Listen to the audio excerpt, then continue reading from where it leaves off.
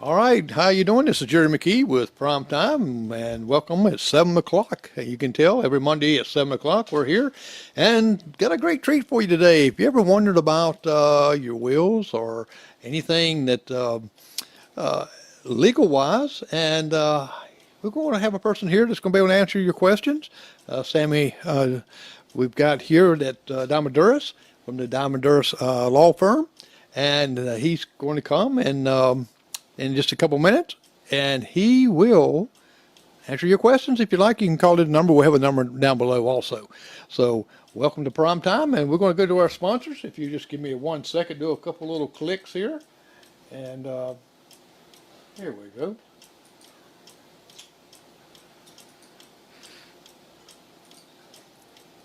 That's one thing about being a one-man show. You've got to do a lot of clicks yourself, and of course, everybody's used to that. And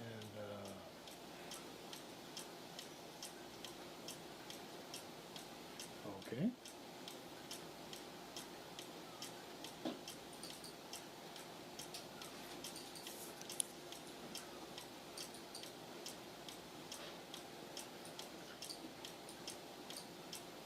And now we're going to the commercial.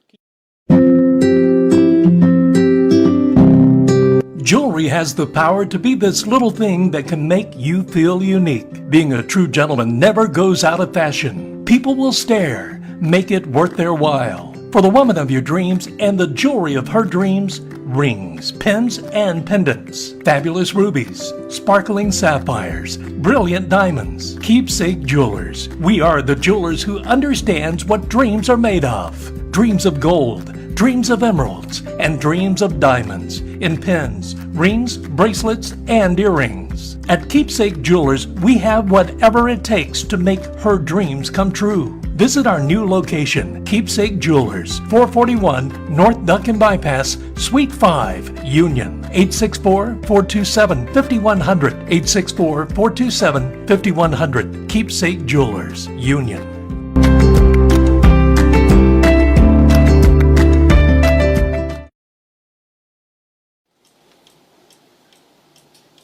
All right, we're back. I hope you enjoyed that commercial. Always go down to Keepsake Jewelers and have yourself a big old diamond for your wife or your girlfriend or whatever you want to do for all occasions, just to go visit them.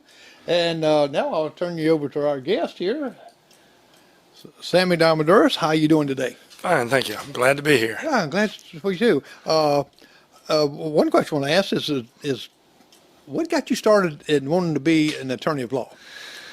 Well, when I was young, my dad opened Hart's Restaurant before I was born, and as he worked 7 days a week, 12, 14 hours a day, he told me he didn't want me to go in the restaurant business. I need to do something else. So somehow or another, we leaned towards law school. I loved to talk, loved to argue when I was young. I thought, what better profession than just being a lawyer and doing it my whole life. So you love to argue. I love to argue. That's pretty good. It's part of what we do. We have to argue. We have to advocate. And Well, people don't realize that restaurant is hard work. It's not an easy chore. You probably didn't see your dad much unless you went there. He worked 16-hour days, 7 days a week at one time. He put you to work in there some? I did work weekends when I was in high school. Now, you went to Wofford? I did. I went to Wofford undergrad, well, Union High graduate in 83 and Wofford in 87 and USC Law School in 90. And I laughed because I have a Wofford shirt and you have a Carolina shirt, so I went to both. Well, that's good. So you went to law school in? South Carolina. In South Carolina, okay. And a lot of people have the misperceptions of wills and when should a make one? Because a lot of younger folks seems like that's just when you get old, like myself. I think most people think that. There's not an age to do it. And I know that your average 20, 30-year-olds won't. I think the first people think about it is when they have their own children, and then or when they get older. But we do basic wills and basic power of attorneys and deeds. We're not estate planners, but still, most people should have a will at some point in time. Right, and when people don't have a will, does it make it more complicated, especially if you got a lot of children? The estate, say if you have land, does it make it a little bit more difficult? It makes it more difficult, but it doesn't absolutely. So a lot of people believe they don't have a will, their property will go to the state or something. That doesn't happen. So if you die tomorrow, your property will go half to your spouse and half to your children by intestate laws. Right. If doesn't matter if you have one child or 10 children, it's half to the children, half to your spouse. If you didn't have children, it's all to your spouse. If you don't have a spouse, it's all to your children. So it goes in intestate laws, but you're better off with a will because you can tell who gets what and who has power over the probate matter. Either way, it has to probate. So some people believe if you have a will, you don't have to go to probate court. You still have to probate the estate. Okay. Well, that one thing you did mention there, a misperception people have, and I've heard it many, many times. Well, if we don't, if we don't have a will, then the state's going to get everything, and everything's going to be tied up, and nobody's going to get nothing, and eventually the state gets it. That's incorrect. So it goes to your heirs, but you don't control how it goes to your heirs. So one of the best things about a will is when you have a will, you appoint a personal representative. And in most wills, that person handles your estate, but that person has the ability to sell assets or do things to move the estate. So if you pass, the personal representative can sell property to pay bills or whatever is necessary. If you die without a will, they cannot, without a court order or after the estate's closed. So it inhibits and prevents them from doing things you could do with a will. Okay. So what is your suggestion for someone to make a will out? Is it because that right there is a lot of confusion goes on that, well, I got to wait till I get old, or I got to wait till I get married, or I got to wait. Is it more if you have a lot of assets, or?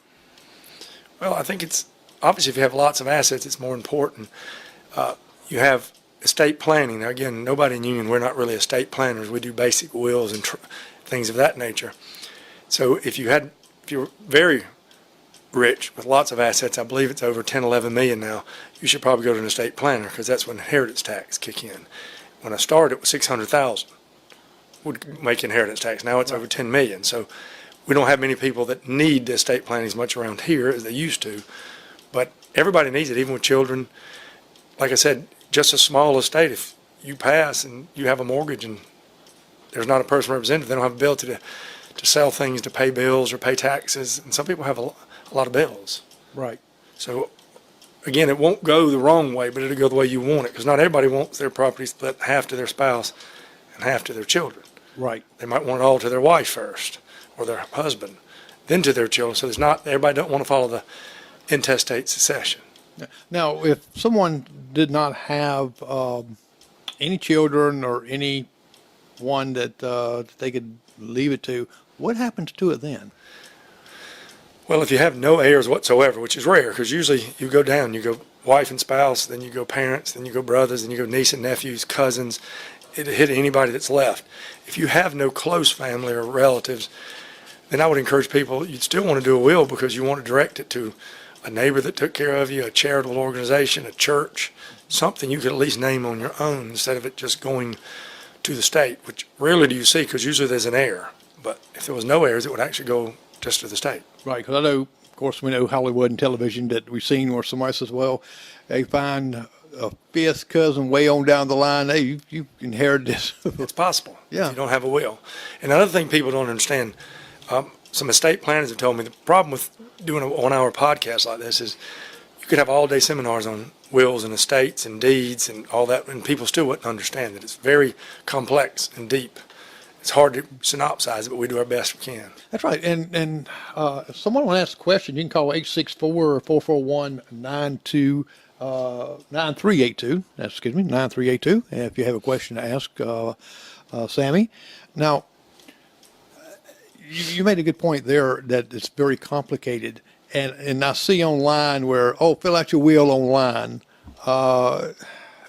That, to me, I know I went online and looked at one that's before, of course, we had you do ours. And I just wasn't really comfortable with the legality of it because it's kind of uses sometimes just generic. So I don't like the online wills. There's nothing wrong with them. If you do a will and you type it yourself and you have it signed and witnessed by two witnesses and properly notarized, it can be valid. But I tell people this isn't something you do every week or every month. Some people do one a lifetime. A basic will in union is about $200. It just seems worth to pay somebody to do it and make sure it's done right instead of taking a chance that you might do something wrong. Right. Now, those wills, do they get registered in registered deeds or? So wills, so when you do a will, you take it home with you and you put it in a safe box or your safe deposit box. Most people don't know that. It's a good question. It doesn't go to the courthouse. It doesn't get filed in probate or anywhere. But once you pass, your family will then take it to probate court and it will be filed in probate court. Okay. Well, that's another good reason to actually have an attorney to fill out your will, because what would happen, say you fill it out online and or got it and typed yourself and you put it in the box and it gets missing or gone.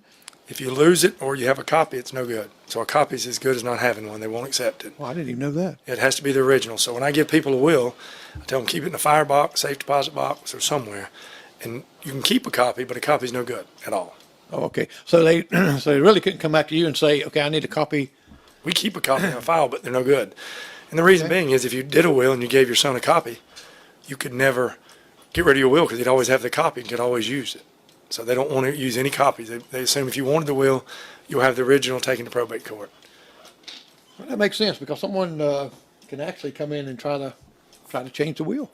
And I'll tell you something else that people get confused on is when you have a will, they don't know where to take it. Everybody still thinks it goes to the courthouse. It does not.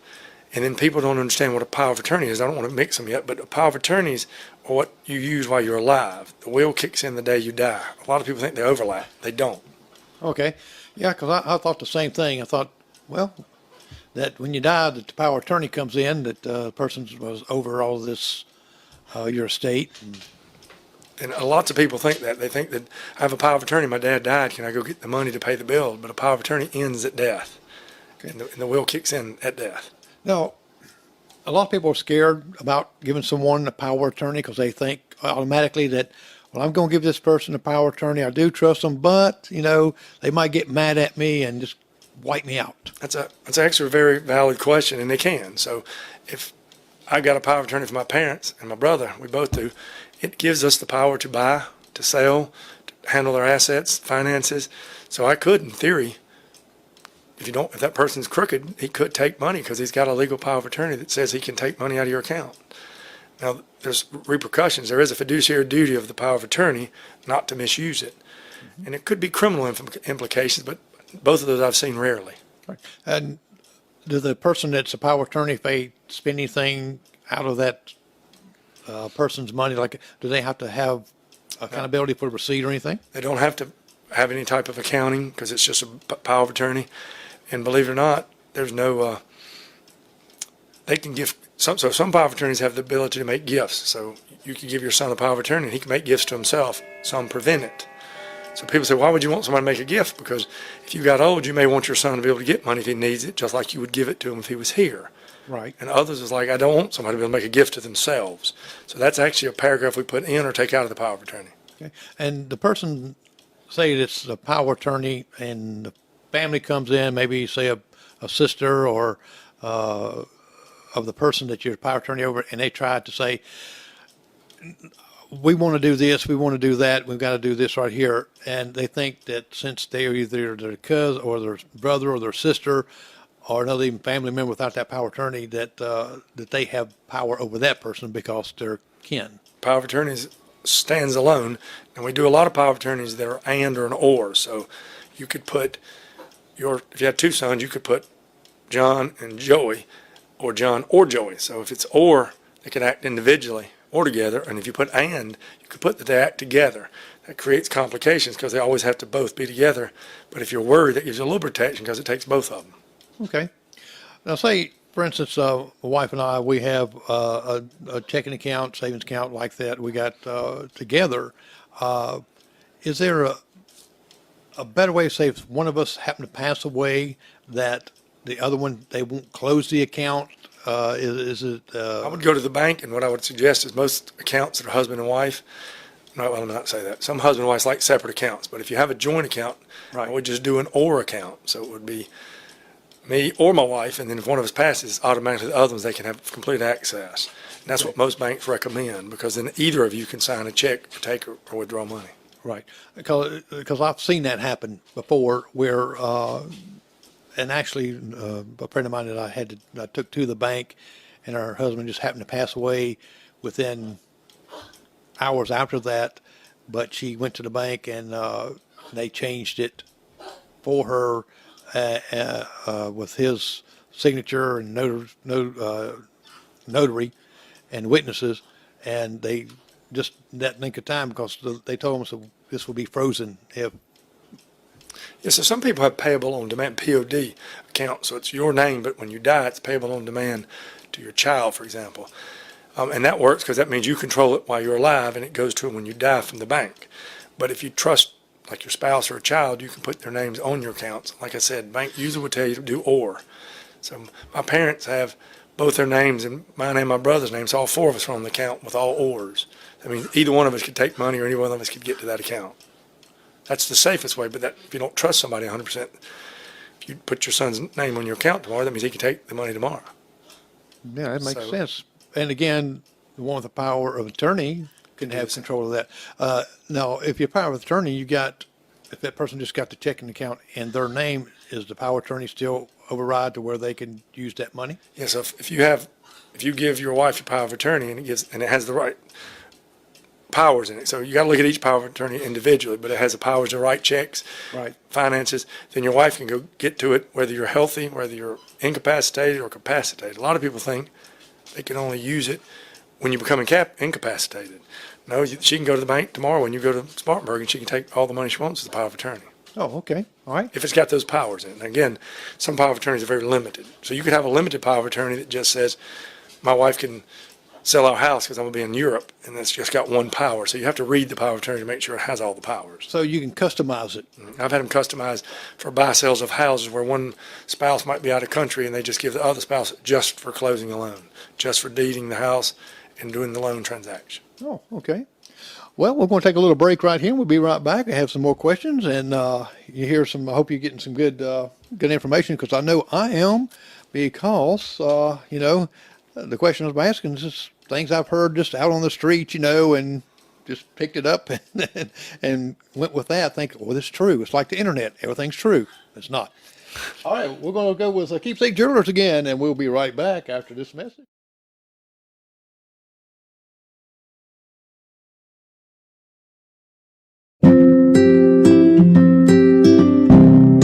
Jewelry has the power to be this little thing that can make you feel unique. Being a true gentleman never goes out of fashion. People will stare. Make it worth their while. For the woman of your dreams and the jewelry of her dreams, rings, pins, and pendants, fabulous rubies, sparkling sapphires, brilliant diamonds. Keepsake Jewelers. We are the jewelers who understands what dreams are made of. Dreams of gold, dreams of emeralds, and dreams of diamonds in pins, rings, bracelets, and earrings. At Keepsake Jewelers, we have whatever it takes to make her dreams come true. Visit our new location, Keepsake Jewelers, 441 North Duncan Bypass, Suite 5, Union, 864-427-5100, 864-427-5100, Keepsake Jewelers, Union.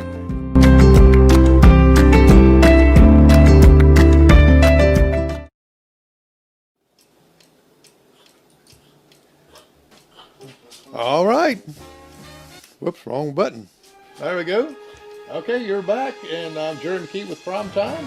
And don't forget the number that you're going to call in, 864-441-9382. And we're talking to Sammy Diamaduros and the law firm of Diamaduros Law Firm here in Union County. And we're talking about wills, we're talking about power of attorney, and We might switch the gear here and let's talk a little bit about our health and the wills that we have to make up for, I guess, for living.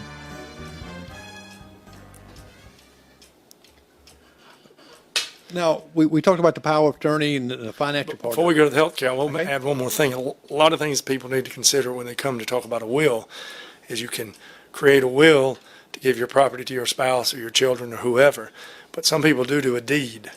And so you could take your property, for example, you and your wife, and deed it to your children and maintain a life estate, which means you live in the house, you control the house, you get the reduced taxes if you're on the homestead. Right. The house stays in your name for you to live in. But the moment you die, it automatically goes to your kids. It does not go through probate, and it goes straight to them by the right of survival, because your life estate expired when you pass.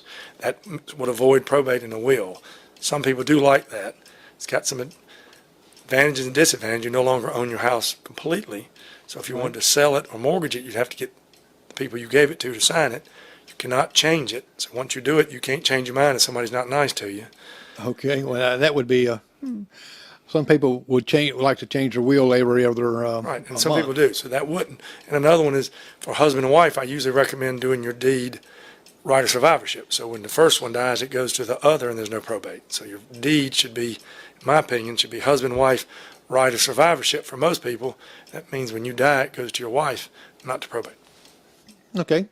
I don't remember if we did that or not on ours. That's something we got to think about. Some people have heirs and assigns, and that's usually what you might get with brothers or friends, because when you pass, you want your part of your real estate to go to your kids. Right. But if it's husband and wife, a lot of times it's the house y'all live in, you'd prefer your wife Right. get it when you pass and not go to probate and start having to probate a house. So Right. there are some things before or alternative to a will. I'd recommend most people, if they want to do a deed, you still probably need a will, but there are things. And I don't want to be like a car salesman, do it, pay for a deed, pay for a will, pay for a power of attorney, because there's a lot of things you can do. Right. Well, that's interesting right there, because I've seen people when they pass away, like it goes into probate, but sometimes it can drag out sometimes, especially, I guess, to get someone to contest the will. Usually it's 10 months minimum, but if there's a contesting of the will, it would probably take, well, it could be 8, it could still be the same time frame, but usually it takes a lot longer. I've got some cases that lasted several years before you can get a hearing to contest what's been fought over in the will. Wow. And what are some of the things that, because you think that the will is ironclad, that, that even if contested, there's no way they can. It's very hard to overcome a will, because if a will is done properly with 2 witnesses and a notary, usually at one of the attorney's office in town, and the witnesses were unbiased, so you don't want family members or devisees or heirs to be witnesses. Right. So it's very hard to challenge a will. The only way, and I've never seen one really done successfully, but it would probably be on somebody being incompetent when they sign the will. And that's really hard to prove, because somebody signs a will 3 years ago. How do you prove if they were competent or not unless there's some medical trail or records? Those are rare. Okay. I just was kind of curious about that, because you hear people talk, and this way we're getting the straight of it from. Yeah, well, another thing people don't realize, a lot of people get married and they just do a will and they give everything to their brother or sister or their kids, and they cut out their spouse. Well, in South Carolina, even if you cut out your spouse, she has a 1/3 elective share, so she can sue the estate for 1/3, and your spouse is entitled to 1/3 even if you cut her out of the estate. Oh, okay. Or him. Right. So that's kind of like automatic, since you're. You have to. So if I died and cut my wife out of my estate, she could sue my estate for 1/3. It's an elective share, so she has to petition for it. It doesn't automatically go to her. She has to file an action in probate court to get 1/3, and it should be granted if she's a spouse. Okay. Or he. A question: if say you're married and you separated and been separated for years, hadn't even got a divorce or anything like that, does she still get the third? She would actually, in that case, if you had a will, she would still get the third, because she's still a wife. If you cut her out of the will, she'd get a third. If you died intestate and she's still your wife and you've been separated 30 years, she's going to get half if you have children. All of it if you don't, because she's your intestate heir. So if you have a will, she could sue for a third. If you don't have a will, then she's going to get half or all, according to if you have children. Wow. So if you have somebody that's not involved for a long period and you don't want them getting your estate, you eventually got to get a divorce before you die. Well, that's interesting, because we've got a lot of people that, and I was surprised about this. Some people I know that it was separated, but never got an actual divorce. A lot don't believe in divorce. A lot just don't do it, and some wait, and it happens. People are still married, and 30 years later they die, and a spouse comes in and claims a third or gets more or all of it. So if they got that divorce decree, that kind of eliminates. That eliminates their interest, and even if you had a will you forgot to delete, it could void out that interest because the divorce shows that you didn't want the spouse to get it. Right. Another thing, I don't know if it's a misperceptions people have, where they talk about, well, you've got to leave each child something, even if it's $1. That's I still hear that today. There's no such law that says you have to leave a child $1 each. If you choose to leave one child all of it and someone else nothing, that's your right. It's your estate, so your spouse has certain rights, but your children aren't entitled to your inheritance if you don't want them to have it. So I don't ever put $1. Okay. Most lawyers don't. Because I've heard that before, where someone says, well, I'm going to not give my kids, but this one right here is treating me this way, I'm just going to give them $1. And The thought process might be that somewhere or another there might be an inadvertent missed child that you wanted to have in your will and you didn't. So I guess if you had an unknown child that you thought might be yours and you gave them $1, it would eliminate that mistake idea. But I don't know anybody that puts the $1 in anymore that I've seen. okay. Well, I was kind of curious on that one. Now, about a living will. A living will would be more, it's a living will, but we'd call it more the healthcare power of attorney. Okay. More of a state form now. Some hospitals give it to you, and it's free. We do a lot for people, but that's one that gives you all the health, so that the new state form has all the healthcare powers. So it used to be a living will. You just did the right to die and not be on feeding tubes or breathing tubes. Right. But now there's a healthcare power of attorney that's state-driven in the statute, and it has healthcare powers. It talks about the HIPAA powers, releases, and you can make consent to surgeries or what hospital they go, etc. But it also has what would be called the old living will powers. And it would say, well, one, it asks if you want to be an organ donor.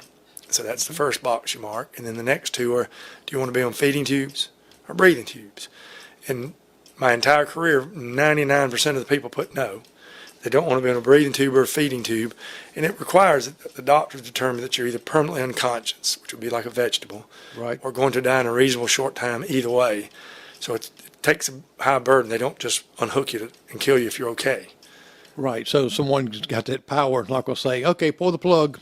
Well, most of the living wills I do, what you call living wills, which technically is the healthcare power of attorney, they don't have anybody designated. So the first block is, I want my agent to make the decision. So you will give someone else a decision to whether to unplug you or not.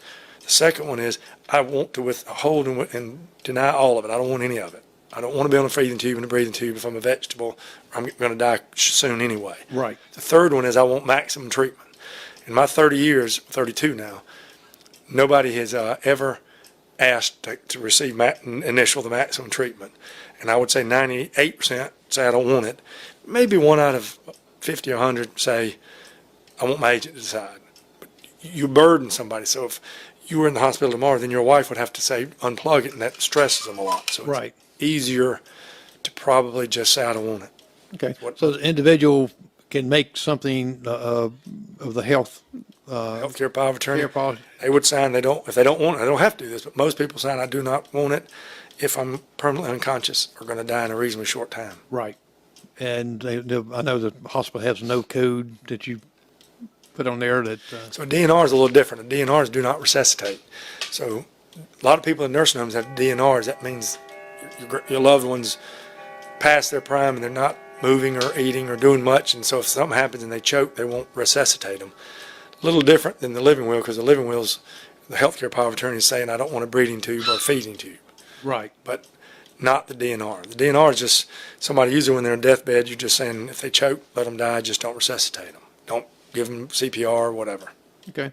I know it's hard for families to make a decision, and I have seen it. My brother-in-law works in healthcare, and he's seen it also where they just don't want to make a decision of taking them off life support, Correct. and it's very difficult for them.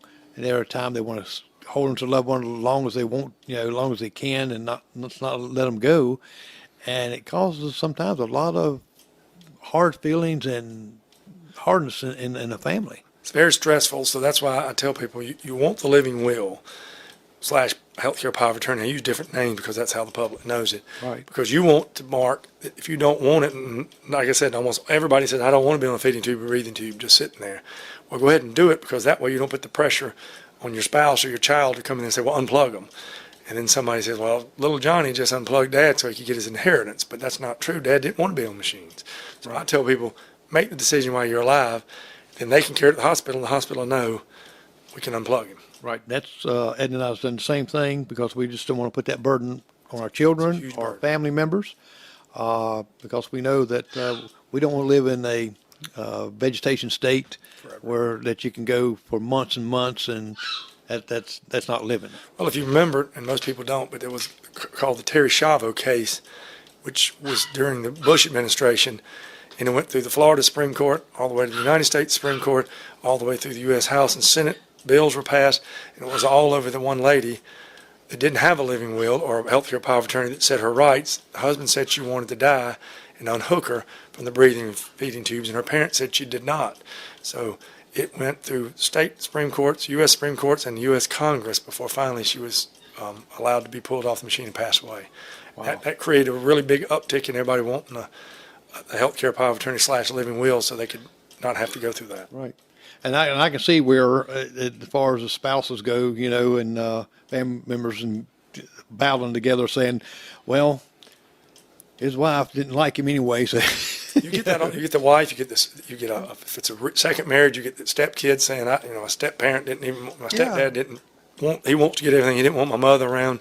And again, people will even talk about kids and say, well, they just let their dad die so they could inherit all his money. But so I just think that's one of the vital things you need to get out of the way. And if you go to the hospital, they'll tell you they want you to have one, and they'll usually, a lot of them will provide it to you for free before surgery, just so you'll have it. They'll have the records. It saves them a world of headache too. Yeah, they ask you now when you go to the hospital, what procedures do you have? They ask, do you have a living will? Well, the reason is because if you go to the hospital and one of your children says to unplug you and the other one says don't, the hospital's stuck. So they want the healthcare power of attorney so they can look at it and say, this is what he wished, and we're going to follow it. Right. That's it. Well, you're listening to Sammy Diamaduros and on some health care and some wills and all kind of stuff here. And we'll be right back right after we listen to a little bit of Keepsake Jewelers.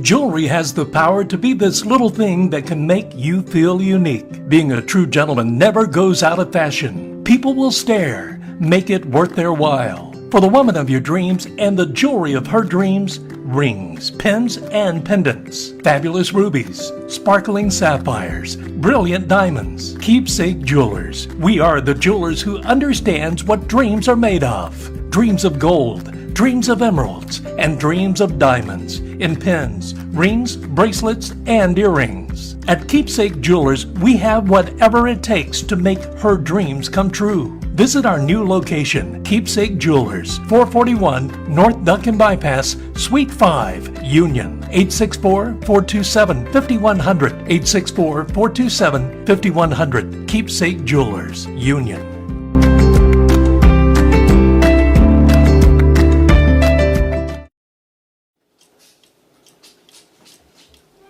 All right, we're back, and you're listening to Sammy Diamaduros, attorney at law, and giving you some good information on what to do and leaving a will and other things. And you can call at 864-441-9382 if you have any questions. And I think it's a very informative because, you know, you hear a lot of different things.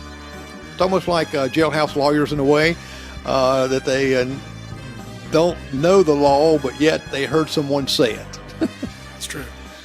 You ever get that? There's a lot of jailhouse lawyers. Yeah, that they come up and say, well, or they read it on the internet, which we know everything on the internet is not true. No, it's not Google. I like Google, but it's not all true. But it's a good source, but it's not all true. A good source to bring you in the right directions. Tell everyone where your business, the Diamaduros Law Firm, is. We're here in Union at 108 West South Street. We have been practicing in Union.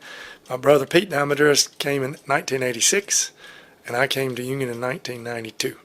For 2 years, I prosecuted in Lancaster, Chester, and Fairfield before I came to Union in the solicitor's office to get experience. And we've been in Union now, him approximately 37 years and me 30, going on 32. Wow. We love it being here. And I will say, I love what we're talking about, and I do a lot of this. But if I go to the schools or different places to talk, they have a lot more questions about crimes, drugs, sexual offenses. It's a much more interesting topic because that's where teenagers roll. Right. And this is informative, but not as exciting as the criminal field. Exactly. And so we're going to switch a little bit onto that because this gets us old folks, you know, that needs that information that you just gave us like that. Now, Union County is like other counties. The fentanyl, the drugs coming in. I know there's some laws that they're trying to get passed to make a little stricter. Some of the cases that I know you can't talk about the ones you got, of course. People got the misperception also is that, well, I can sell a little bit of drugs and be a little misdemeanor and get right back out and go at it again. Is there a certain limit that they have, or that the punishment seems like it goes to a different stage? So there is, and I don't have all the levels on my top of my head, but like marijuana, if you have marijuana, it's a simple possession of marijuana. It's a magistrate court offense. If you have over an ounce, it could be considered possession with intent to distribute, which changes it up to 5 years and makes it much more serious. And you look by, there's a different weight category for every drug, and then they look at how you have it packaged. So if you had 6 bags of marijuana or 1, did you have a lot of money on you? Did you have scales? And they'll make a decision whether to charge you with possession. Or they can up it to possession with intent to distribute, which means you had enough matching the weight or other areas to make it a distribution charge, which carries the exact same sentence as distribution of a drug. So possession with intent to distribute, you met some thresholds, it's the same sentence as distribution, even though judges look at them sometimes a little more harsh towards the true dealer, I guess you would say. Right, and I guess it also probably got some, depends on if this is the first time they've ever... Well, first offense, then so first offense might be 0 to 15, second could be 5 to 30, third could be 10 to 35. I mean, so it goes up. It's a first offense, second offense, and it's usually third and subsequent. And that's usually where it stops, but yeah, they get higher sentences on every one. Well, I know marijuana's, everybody says, well, that's no harm and no like that, but it's still illegal. It's an illegal drug. And I don't want to debate which one's more harmful, but obviously fentanyl and meth things seem to be much more deadly, obviously. Right. But they're all still illegal in South Carolina. And I tell a lot of clients that because they'll tell me, well, marijuana's not that bad. Well, it's still illegal in South Carolina. I think the courts have, obviously, you get less time for the marijuana. The first time marijuana is a magistrate court level offense, several $100s, or first time cocaine or other ones, or general sessions, and you can get prison. So it's got different sentences, so they know that the severity is a little different. Right. I had a little segment on the fentanyl and the drugs, and it's so accessible to buy the machine that's off of Amazon even to make the pill, fentanyl. And I know some of the ingredients that comes out of Mexico is like 50 or 60% pure, versus out of China it's like 90%. And does it depend on, or they just look at it just as fentanyl, or do they look at the potency of I it? think they look, now, I'm not an expert on that fentanyl, but I would say it's, they look at the fentanyl, the pill, not whether it's 50 or 60 or 90. So the odd thing about drugs is when I started prosecuting in 90 to 92, and then it came to Union, all the drugs at that time almost were marijuana, Right. cocaine, or crack. Then fast forward a decade or so, and it seemed to shift towards opioids epidemic. There was a lot of Oxycontin, Lortabs, and you all read about that. And then you shift another 10 or so years, and now it went all to meth. And it's like now it seems to be mostly meth or fentanyl, and I don't see as many of the other drugs convictions or charges like these. So we're shifting every 10, 15 years to like a new drug.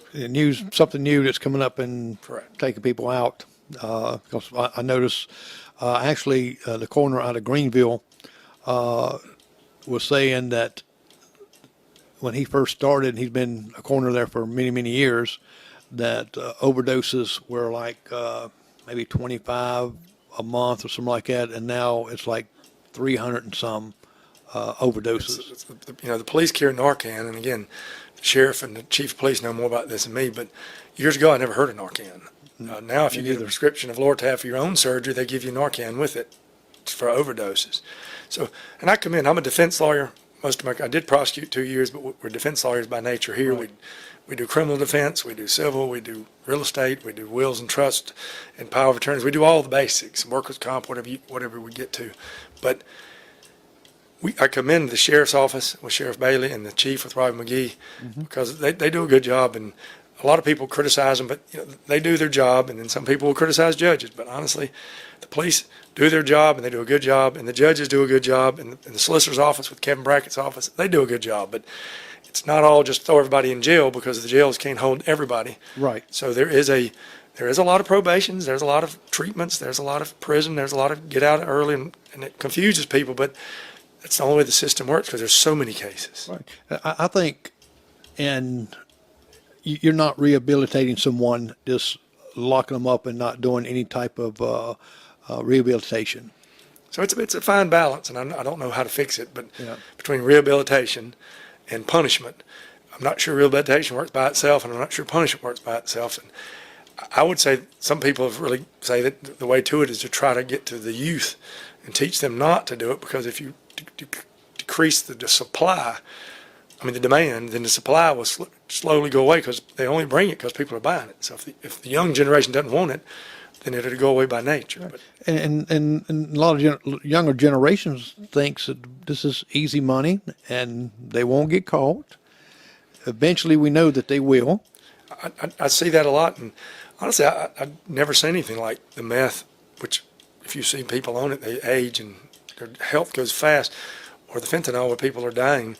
I don't remember that when I was young. And people did die on drugs, but 30 years ago, you saw a lot of drugs, but you didn't see people just dying and overdosing by the day. Right, and the transformation on meth within a short time is really, really scary. It is. I'm in Greenville a lot, especially at night and things, and because of my work, and I see a lot on the street. And matter of fact, right beside the governor's mansion, there's a park, and I was down there the other day, in the daytime, and I just kind of walked, kind of looking around, looking at the park down there, and there's this guy who's got these vines all around him, and just.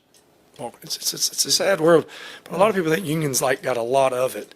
But I talked to somebody recently that's in Richland or in one of the bigger counties, and I think they said they have 12,000 pending general sessions cases. That's big court cases. It's everywhere. It's not. Do you think that I know the overload with court cases and getting people to trial, getting them, because I hear this all the time about the jails, even here in Union, is you got guys in there for a smaller crime, but yet the time they get to trial and things, it takes a long time. What is one of the things that we can do to maybe process that quicker? I know we had the Zoom calls during the COVID, and the judges on the bench and bring them in that way.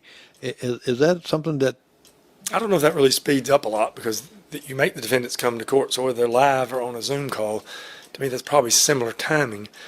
I just think that people don't understand when you have a large volume that to go to trial, so if you go to court this week and we plead guilty, and the solicitor office said we're going to move as many as we can, they might move a couple hundred cases. They're going to drop some, they're going to plead some, they're going to give deals.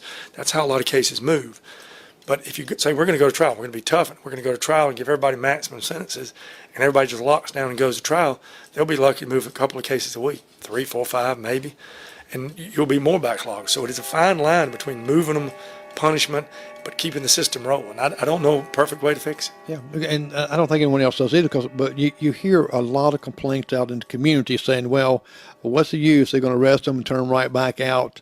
They just know the fact that they got arrested, and they got arrested for that. They don't know the background. They don't know what severity of it. We have some very qualified judges, and I think they do an extremely good job of handling sentences. Remember, these judges handle thousands of cases, and then somebody can go pick one and say, look how lenient he was on this one, or how harsh he was on this one. Right. But they have to look at a case. They have to make a decision in a very short time, and they see so many cases. For example, drugs. You can't. They're looking at. It's hard to put everybody in jail every day, all day, because there's not the prison system for it. Right. So they know they have to try to pick the worst to put them in jail, the repeat offenders or the violent ones, and then try to put these where they think they can get help. They're making judgment calls on the fly to where this person will do good in rehab or order them drug treatment or drug testing, probations. And now, the ones that manufacture drugs and I guess the bigger fish, that's the supplier of the drugs to some of, it's like a trickle thing, he give his people drugs to go out and sell them. Is it harder on them when they actually get caught? And It should be. So what, theoretically, when I prosecute and what the police try to do is they want to catch lower level and have them go up and maybe turn or keep going until they get higher level drug offenders, till you get somebody that's very high and then give them a lot more time. So everybody's trying to, well, not everybody's trying, but the police try to get a lot of the lower level to work to tell them the higher level. And they charge you more serious, but to the press and when you read the newspaper, it just says John Doe distribution, next John Doe distribution. Most people don't really know the difference between how many grams. They don't follow that. They just see distribution. So right. They leave out a lot of the information. You can have so I've had people that have been charged of distribution where they bought pot or marijuana and then they split it and sell it to their buddies and they're in college or something. And they're charged with dealing just like a kingpin almost, but it's really not as much of a dealer. So judges see through that. So a lot of times people don't see what judges hear in court. Then you've got to see, again, they see family attachment, they see work histories, they see prior records. So judges aren't rubber stamps, and judges invariably are going to make law enforcement or defense lawyers mad at different times because they're always making decisions. And a lot of people give them grief, but they do the best. Well, yeah, because like you said, the courtroom stays full. It's never, well, I don't have any cases this week. We've noticed, and I will say this, though, when we started, we seemed to get a lot more drug cases that we were hired on. Now, we don't have as many. The public defender gets people that are indigent and can't afford a lawyer. So the public defender's office has the vast majority of cases forever in General Sessions Court since the time I've started. But I think most of the lawyers in Union and Spartanburg would probably tell you there's a downtick in a lot of the drug cases being privately hired. And I think that's just because back then you just had more drug. It seems like it had a different culture. But now the people that are on the meth and the fentanyl, it seems like they're worse off, and none of them hire private lawyers. Most of them aren't doing well, and they just don't have the funds or the jobs. Well, one of the judges actually let me bring my camera into the courtroom on the case, and I had to fill out, of course, the form, just like the media form, and certain guidelines, and I enjoyed that quite a bit. He asked me at the end, so what do you think? You think it went the way it's supposed to? And I said, well, not really. He said, really? I said, yeah, I thought this over here, and he kind of laughed a little bit, but I think that if we put cameras in, and of course you have to protect some that's innocent, of course, and on some of those, especially the bigger ones, like at the expose, and let the people see what goes on in your courtroom, and I think they would understand more. Well, I think there's a pro and con to cameras, just like there is to not, because Right. you turn it into a showboat for the lawyers and for the defendants and for everybody. Instead of justice, people are trying to showboat so they look good on the camera. So I think I've heard both sides. I don't Right. really, doesn't matter to me which way they go, but I think a lot of people criticize the system or some part of it, but I don't think there's a better system in the world than the way we do it. Right. Not perfect, but I don't know where a better one is. No, but if you go over other countries and you can see how they do theirs, and yeah, we have a. Some countries don't have a lot of rights, and they might put people in jail more, but I'm not sure that you're just looking to put more people in jail. There is constitutional rights, and some countries don't adhere to that as much. So Right. Now, to me, when we talk about drugs, to me, alcohol is a drug. It's just different type of alcoholic that would come, and DUIs. correct. We have quite a few of those that pop in. Yeah, and through my career, we've obviously done criminal defense, we've done DUI defense, and those two are gauged. So obviously a DUI is a magistrate court level offense that usually results in a fine if someone loses. But obviously if you hurt someone, I tell a lot of my clients, number one, you can kill yourself or paralyze yourself. Number two, you can kill somebody else.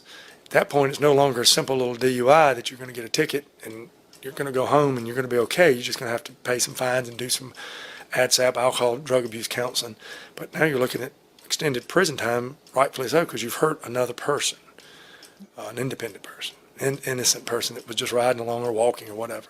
Yeah, and it can be very costly for DUIs, insurance and attorneys and. Your SR-22 and your defense attorneys are all going to be thousands of dollars, I tell people. So Right. And when someone has been caught 2 or 3 times, now again, that's circumstances that's a little bit beyond just your first time out and you went out and had a drink or two. And does it go by the level what you breathe? yeah, so you do have first offense, second offense, third offense, etc. And the sentence is different by what you breathe. So I'm not going to tell you all of them because it actually is different for first, second, third, and subsequent. So like a first offense is 10 and below, and then it's 10 to 15, and then it's 16 and above, and it's 0 to 30, 0 to 60, 0 to 90. Now most magistrates, statewide, not union, don't put people in jail for first offense where there's no true victim, because that's just not the way magistrate systems usually are set up. Is normally fines for first offenders across the board statewide, not 100%, but the vast majority. Okay.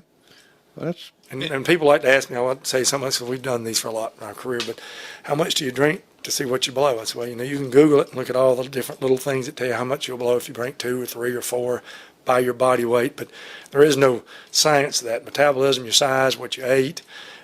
I don't think anybody really knows what that level is when they're going to get to a certain level. So if you drink 2 and you weigh 140 pounds, you're safe. Nobody knows for sure. right. And now, does it blow more? I was wondering if it blows more. Say, for instance, you just leave the bar, and you just got through drinking 2 beers, just drink them out then, and you get stopped within 100 feet away. So theoretically, the policemen have to pull you. They have to go through the proper protocols of checking them. They usually give them sobriety test. So that takes a little bit of time. But then if they do charge them with driving under the influence, they'll carry them back to the jail. When you get to the data master room where the data master machine is, they start the process and they ask a bunch of questions. And one of them is, will you take the test or are you refusing? If they say they'll take the test, it requires them to wait at least 20 minutes to try to clear alcohol from the system that you're talking about that might be in the mouth. Now, where we came up with 20 minutes, I'm not sure if that's good, bad, not enough, but they can't just get you and give you a test in 3 minutes in South Carolina. You got to go and they got to watch you for 20 minutes on a tape, and that's supposed to try to get the alcohol out of your mouth area so you'll get a true reading. Okay, well, I didn't know that. I thought they would have a little thing here on them, and No, they don't do it on the side of the road in South Carolina. Okay. And again, we've done these, so there's a lot of technicalities and questions that come up. So nothing's a rubber stamp, and that's obviously why I tell people there's lawyers and there's juries. If everything just made you guilty by blowing a certain level, then you wouldn't need a lawyer. You wouldn't really need judges. You wouldn't really need jurors, because it would just be guilty and you just go to jail or pay a fine. But we do have a constitution set up with the right to a jury trial of your peers. So Now, a lot of people are probably just about speeding and radars. So in my career, I've done a lot of trials, both prosecuting DUIs and drugs and both defending them, but I've done very few speeding trials, and the reason being is because obviously once you have a $75 or $150 ticket, you really don't want to pay a lawyer that money, but you can challenge them. Most of the time, they're not as challenged through us because, again, we can't charge $50 or $100 to go to trial with a jury, so we try to help people if they do, but the police usually do a pretty good job of get you for a ticket. They'll sort of give you a break and then get people to go from a 4-point to a 2-point to do them a favor. And you can challenge radar. There is a whole book on challenging the radar, but again, I've done that so few times compared to other crimes just because of the nature of the money it would take. Now, even me, I'm thinking this perception here, if you decide to go to, you say, for instance, you got caught for drugs, and you say, well, I want a jury trial. And some people tell them, oh, you don't want that, because if they find you guilty in a jury trial, you get more time. That's not a rule, but it's very common. So what a lot of judges will say is you're rewarded for pleading guilty. So if you're looking at 5 years and you plead guilty, you might get probation. If you go to trial and lose, I tell my clients there's a good chance you'll get more than the probation or up to the 5 years, because So there's not punishing you for going for trial technically. It's rewarding you for pleading guilty. So that, the person that pleads guilty should get a lighter sentence. Now, that's not to say some of the murders and things, because sometimes it's just you did something so horrendous, it's Right. life in prison. But a drug case, if you pled guilty, the judge is going to be more lenient than if you go to trial. And that's why some people get mad and say, well, the judge has let him out. Well, that's because you have someone who's charged with a drug, he pleads guilty, so the judge is lenient and gives him probation. Or if he went to trial, he gives him time. Well, if he starts giving them lots of time for the plea, now all the defendants that are pleading guilty will stop because they wait a second. He's giving 5 years for everybody's pleading guilty, so they'll all stop. The system will bog down. So you need defendants to go in front of the judge, or you won't move hardly any cases. Okay, that makes sense because it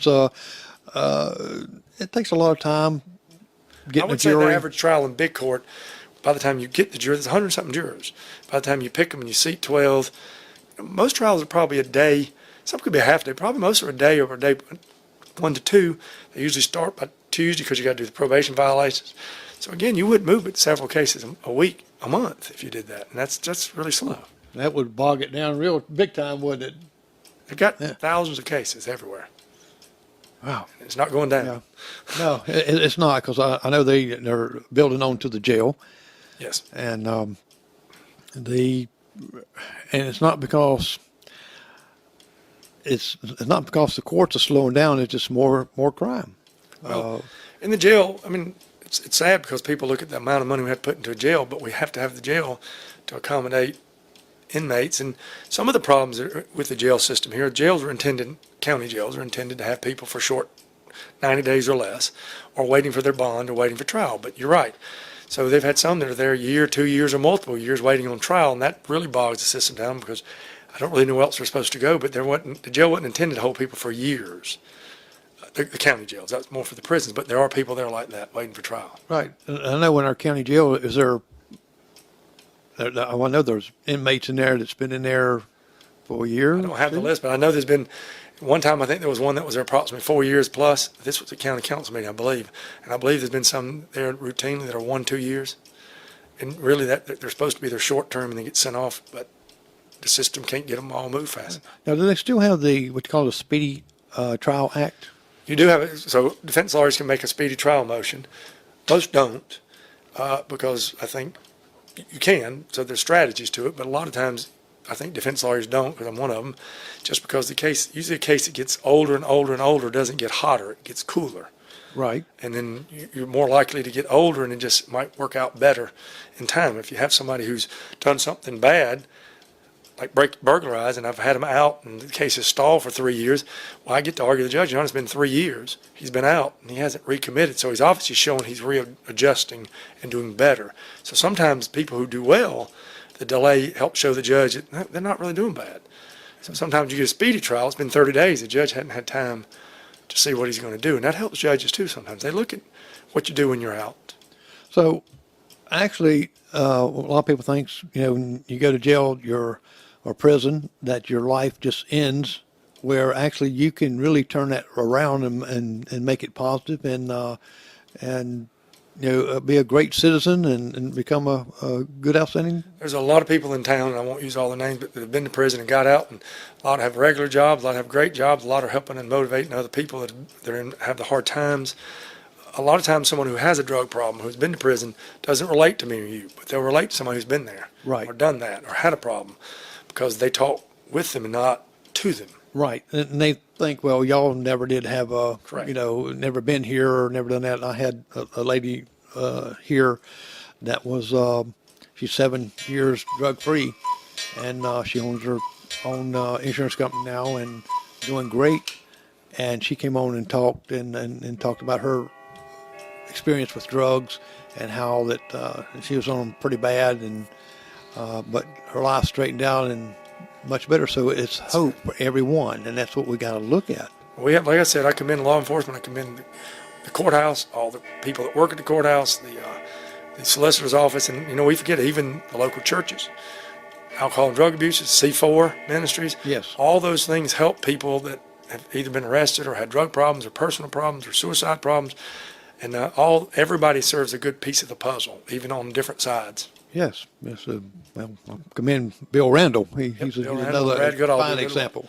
both of them, Bill and Brad and their wife, do really good with C4. They've helped a lot of people. Some of my clients and people I've sent to them that weren't criminals, and they're not all people that are charged with some crime, the people that are criminals, but they've helped a lot of people. Right.